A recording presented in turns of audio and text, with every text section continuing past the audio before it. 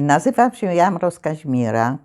Urodziłam się w 1938 roku, 1 stycznia. Mieszkałam na wsi Majdan Pryski. Rodzice moi zajmowali się gospodarstwem, ale ojciec grał w orkiestrze dętej, chodzili po weselach, zarabiał właśnie na tym trochę. No i był taka złota rączka, wszystko robił. W każdym razie dzieciństwo było takie dość spokojne, nie było nędzy, nie było niczego. Ojciec grał w orkiestrze, miałam brata o 4 lata starszego ode mnie. No i tak to nam leciało to życie na wsi.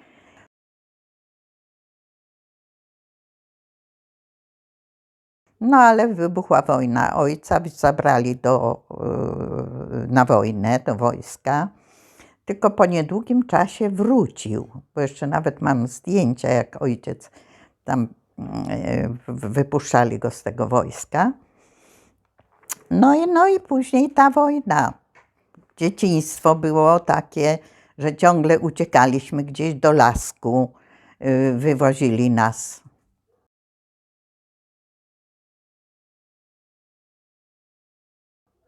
Nasza wieś leżała przy kolei żelaznej.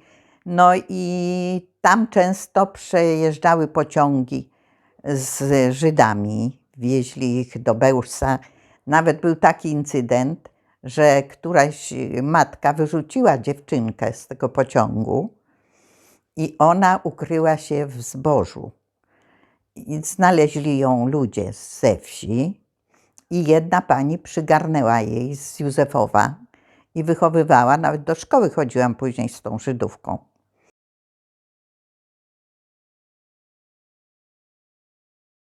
Te pociągi widziałam, oni jeździli, zresztą wszystkich transportowali w bydlęcych pociągach i tych ludzi, których wywozili do Niemiec, do obozów, to wszystko w bydlęcych wagonach jechało.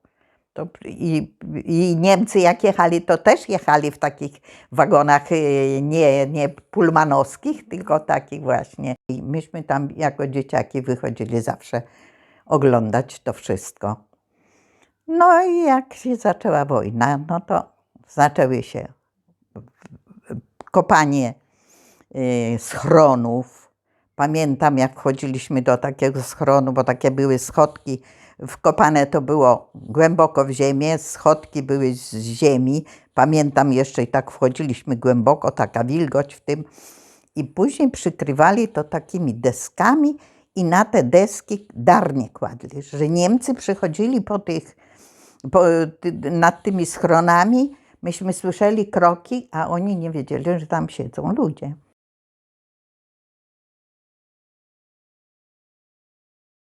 No później nadszedł czas wywózek tych całych rodzin ze wsi do stacji Długi Kąt, doprowadzali nas. Mieliśmy się w krótkim czasie spakować tam, co było możliwe zabrać ze sobą. No i raz byliśmy właśnie całą rodziną wyprowadzeni na tą stację i mieliśmy być ulokowani w tych wagonach do wywózki, ale mój wujek był sołtysem na tej wsi. A Niemcy się liczyli z sołtysem, bo wiele spraw załatwiali z sołtysami. Więc on powiedział, że to moja rodzina i nas nie wywieźli. Wróciliśmy tam z tym.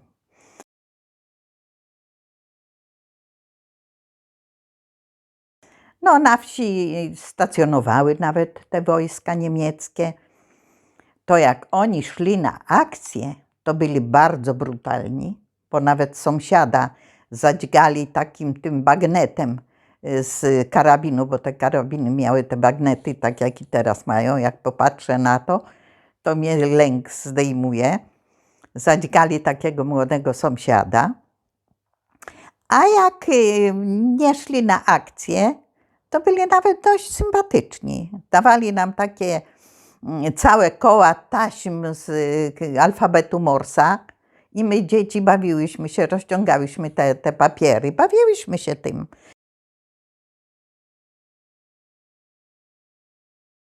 Szłam kiedyś z mamą, partyzantom niosłyśmy jeść. We wsi Pardysówka myśmy szły przez tą wieś, bo tam partyzanci sobie umówieni byli z ludnością, w którym miejscu zostawiać im czy ubrania, czy jedzenia, bo za Pardysówką był duży las. I tam w tym lesie byli partyzanci. I to przechodzili partyzanci od tej Pardysówki, to cały czas, co się ciągnie, duży las do Łukowy, do Osuchów. Tam w Osuchach były walki partyzanckie, więc tam w tych lasach się ukrywali. I myśmy z mamą szły, mama coś niosła dla tych partyzantów. I zgarnęli nas po drodze Niemcy.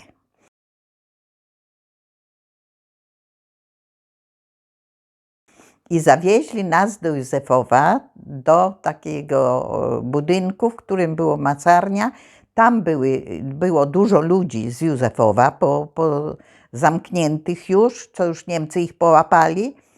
I wywieźli nas do Zwierzyńca stamtąd. Ale to już się coś tam z Niemcami tak działo, że oni już, było to pod koniec wojny, więc mieli jakieś dyspozycje czy co. W każdym razie mieli strach i nas wypuścili stamtąd. Także w obozie nie byłam.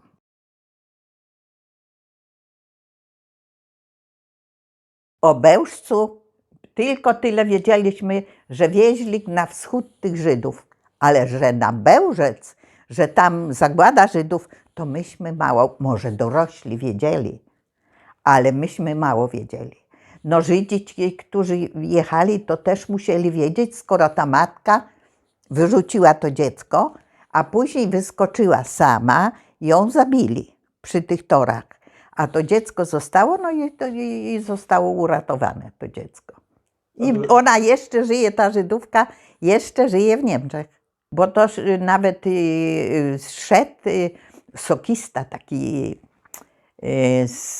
pracował na kolei i on przechodził, pilnował tej kolei, przechodził i zobaczył to dziecko w tym życie i wziął, i kobieta była, która nie miała własnych dzieci, i wzięła go na wychowanie.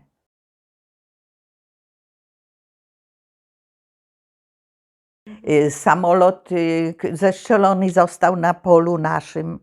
To pamiętam, żeśmy lecieli, jak ten samolot już tam spadł, to myśmy lecieli i oglądaliśmy, co tam wewnątrz jest. Tam pamiętam, że tam takie jakieś przyciski były, jakieś coś tam było takiego ciekawego.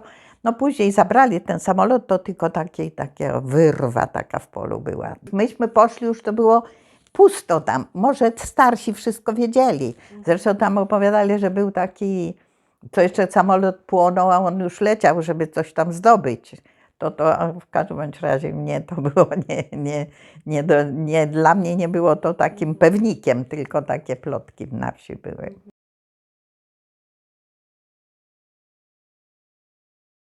O, pewnie po wojnie jeszcze, jak ten transportowy samolot, ten ciężki, jak on się nazywa. No w każdym bądź razie, jak te ciężkie samoloty i one takie mają dźwięk taki bum, bum, bum, więc to mnie zawsze przerażało. Ten dźwięk tego samolotu to mnie zawsze przerażał, bo to się pamiętało dokładnie.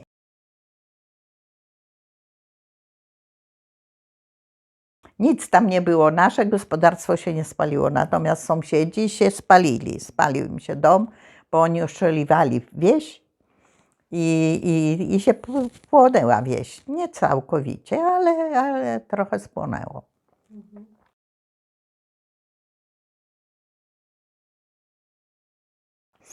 No, pod koniec wojny mój ojciec zatrudnił się na kolei, bo trzeba było utrzymać kolej w porządku. I już wtedy nam było trochę lepiej, bo już kolejarzy trochę zwalniali, nie byliśmy tak prześladowani, bo liczyli się z tym, że robotników im potrzeba. I co? No i doczekaliśmy jakoś tego końca tej wojny.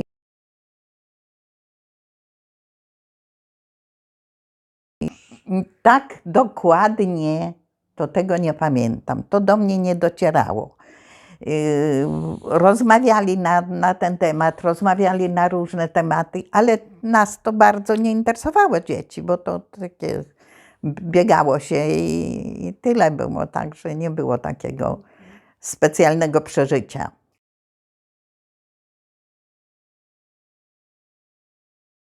1 września 1945 roku poszliśmy do szkoły, do podstawówki. No i chodziłam w Majdanie do szkoły podstawowej.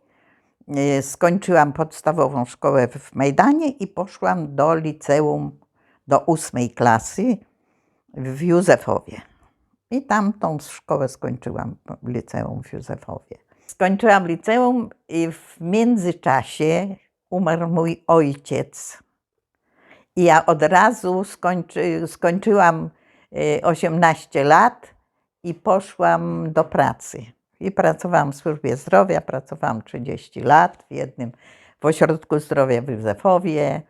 Byłam rejestratorką, byłam pomocą dentystyczną. W każdym bądź razie tam takie różne roboty były.